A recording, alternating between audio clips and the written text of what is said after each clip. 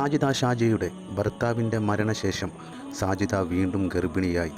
ആ ഗർഭത്തിൻ്റെ ഉത്തരവാദിയെ കണ്ടെത്തി. ഇത് പുറത്തു കൊണ്ടുവന്നവരെ നമുക്ക് ആദ്യം നോക്കാം. പൊന്നാര് ക്ഷമിക്കണം കേട്ടോ, ഞാൻ നമ്മളുടെ ഗ്രൂപ്പിൽ വന്ന വോയിസ് ഒന്നും എടുക്കുന്നുണ്ട്. ഞാൻ നിങ്ങളോട് അനുവാദം ചോദിച്ചിട്ടില്ല. പക്ഷെ നിങ്ങൾ ഒരിക്കലും ഈ ഒരു വോയിസ് ആയിട്ട് വരില്ല എന്നറിയാം. കാരണം നിങ്ങൾ അങ്ങനെയുള്ളൊരു മനസ്സോട് ഞാൻ പറയുന്നത്, ഞങ്ങളുടെ ഷെഫിന ബീവിക്ക് ഹൃദയം ലോലമാണ്. അതുകൊണ്ട് തന്നെ ഹൃദയം കടുത്തുപോയ ഈ തള്ളച്ചിയെയാണ് ഷെഫിന ബീവി ഏൽപ്പിച്ചത്. എന്നാൽ നിങ്ങൾ അറിഞ്ഞോ, നിങ്ങളുടെ ഷെഫിന ബീവി ഇതിനു മുമ്പും മറ്റൊരാളുടെ അവിഹിതം പുറത്തു കൊണ്ടുവന്നിട്ടുണ്ട്. അത് നിങ്ങൾ കേട്ടിട്ടുണ്ടോ? അവന്റെ തള്ളയാണ് തുടങ്ങി വെച്ചത്.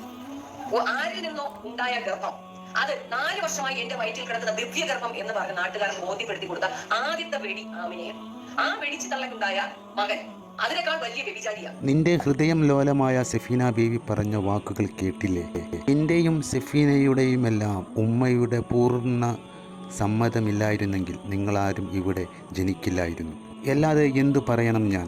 വ്യക്തിപരമായി ഒരു പെൺകുട്ടിയോട് ദേഷ്യമുണ്ടെങ്കിൽ ഇങ്ങനെയാണോ പ്രതികരിക്കുന്നത്? അതെല്ലാം സാജിദ ഭ്രൂണഹത്യ നടത്തിയെന്ന് എന്ത് തെളിവിൻ്റെ അടിസ്ഥാനത്തിലാണ് ഇവർ പറയുന്നത്? ഹബീബായ നബി തങ്ങളുടെ ഉമ്മയെക്കുറിച്ച് മലം തുപ്പുന്ന സ്ത്രീ പറഞ്ഞത് കേട്ടില്ലേ? അതും സത്യമാണ്. അമ്മയുടെയും കുഞ്ഞിൻ്റെയും ആരോഗ്യനില പരിഗണിച്ച് ഡോക്ടർമാർ റിപ്പോർട്ട് നൽകി മെഡിക്കൽ ബോർഡ് അനുവദിച്ചാലേ ഭ്രൂണഹത്യ നടത്താൻ കഴിയുകയുള്ളൂ എന്നുള്ളത് ഇവർക്കറിയില്ല. അല്ലാത്ത പക്ഷം അങ്ങനെ ചെയ്യുകയാണെങ്കിൽ 10 വർഷം കഠിന ശിക്ഷ കിട്ടേണ്ട കുറ്റകൃത്യമാണ് ഈ കാര്യമെന്നുള്ളത് ഈ വിഡ്ഢികളായ സ്ത്രീകൾക്ക് എന്തുകൊണ്ടാണ് മനസ്സിലാകാത്തത്?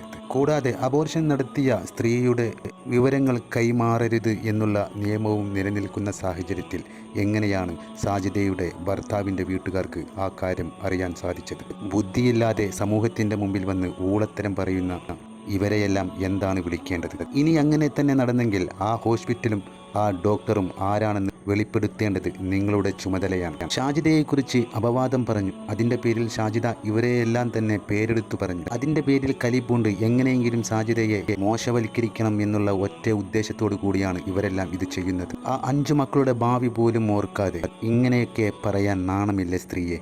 അതേറ്റെടുത്ത് പുലമ്പാൻ മറ്റു പലരും.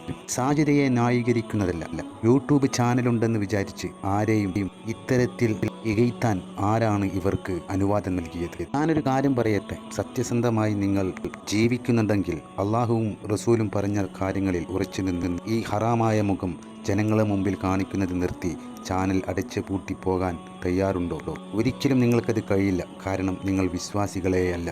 ചെറിയ വിശ്വാസം നിങ്ങൾക്കുണ്ടായിരുന്നെങ്കിൽ നിങ്ങൾ ഇങ്ങനെയൊന്നും പറയുമായിരുന്നില്ല. സാജിദാക്ക് അങ്ങനെ സംഭവിച്ചെങ്കിലും ഇത് സമൂഹത്തിൻ്റെ മുമ്പിൽ നാറിക്കാനുള്ള നിങ്ങളുടെ മനസ്സുണ്ടല്ലോ. കാഷ്ടം തിന്ന് വളർന്നവർക്ക് പോലും ഉണ്ടാവില്ല. സാജിദയുടെ ഭർത്താവിൻ്റെ മരണത്തിന് തൊട്ടു മുമ്പ് വരേക്കും സാജിദയുടെ ഭർത്താവ് സംസാരിച്ച അയാളുടെ സഹോദരി തുല്യയായ സ്ത്രീ തന്നെ എന്നോട് പറഞ്ഞിട്ടുണ്ട്. ആ വേളകളിലൊന്നും സാജിദയെക്കുറിച്ച് കബീർ യാതൊരുവിധ മോശമായ തരവും പറഞ്ഞില്ല എന്ന്. നിയമപാലകരോട് എനിക്കൊരു അഭ്യർത്ഥനയുണ്ട്. ഇത്തരം സ്ത്രീകളുടെ നേരെ സ്വമേധയാൽ തന്നെ കേസെടുക്കണം. ഇവരെയെല്ലാം പാഠം പഠിപ്പിക്കണം എന്നുള്ളത് സമൂഹത്തിൻ്റെ നന്മ ഉദ്ദേശിച്ചെങ്കിലും ചെയ്യണം.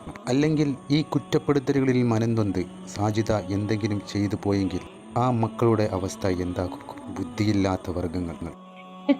ഈ 4 മാസം അവള് വിശേഷമായത് കളഞ്ഞിട്ട് വീട്ടില് റെസ്റ്റ് എടുത്തിട്ട് കിടക്കുന്നത്. ഭർത്താവ് മരിച്ച ഒരു പെണ്ണിനെ എവിടെന്നാ വിശേഷമാകാതെ താത്ത? ദിവ്യഗർഭം. ഇപ്പൊ എത്ര നാളായി പുള്ളി മരിച്ചിട്ട്? 1 വർഷമായിട്ടുള്ളൂ. ഇവള് വിശേഷമായിട്ട് കളഞ്ഞിട്ട് 2-3 മാസമായിട്ടുള്ളൂ. അതിനുശേഷം 6 മാസം കഴിഞ്ഞിട്ടാണ് അവൾക്ക് വിശേഷമായിരിക്കുന്നത്. ഭർത്താവ് മരിച്ചിട്ട് 6 മാസം കഴിഞ്ഞിട്ട് അവൾക്ക് വിശേഷമായി. അവൾ ആത്മഹത്യക്ക് ശ്രമിച്ച് കൈ 2 വട്ടം മുറിച്ചു. ഉമ്മാന്റെ കൈ കടിച്ചു മുറിച്ചു. ഉമ്മാന്റെ അടുത്ത് അബോർഷൻ ചെയ്യിക്കാൻ കൊണ്ടുപോകാൻ വേണ്ടി പറഞ്ഞപ്പോ ഉമ്മ കൂടെ പോവാണ്ട് ഉമ്മാന്റെ കൈ അവള് കടിച്ചു മുറിച്ചു.